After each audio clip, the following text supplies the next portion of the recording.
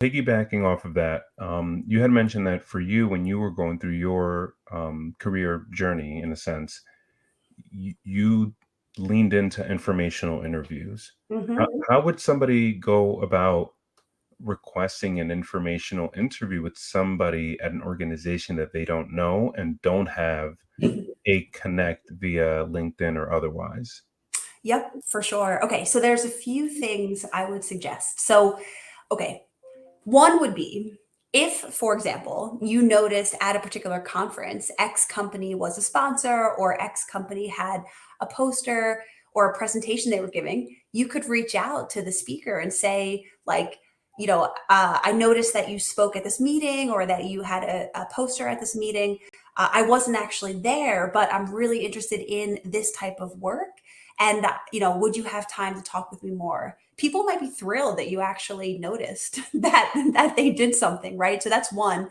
The second thing is you might not have a connection to someone, but maybe you have a similar background. Maybe you have a similar degree, or maybe you have a similar path.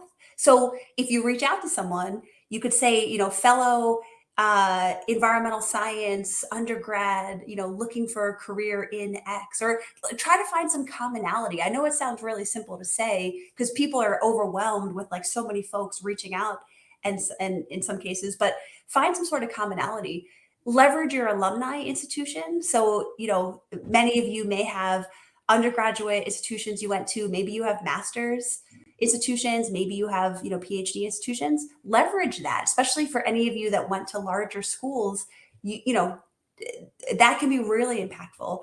There's certainly ways to get involved with, like, I think of groups like Net Impact. Jose, you probably know of even other ones that are very active in terms of sustainability and environmental. But I also suggest to people get active in your like industry association, whatever it might be, because then from that connection, you can then connect with other people that are active in that organization. So while you don't know them personally, you share something in common, and that helps also to be able to engage and such. And lastly, I'll say, so these are all great tips to connect with people, but you also want to be thoughtful when you reach out via LinkedIn or via email. I prefer email because not everyone's always checking their LinkedIn messages, but make sure you're specific with your email, like title line, right? Like, fellow Tufts alum looking for advice to enter corporate social responsibility or something.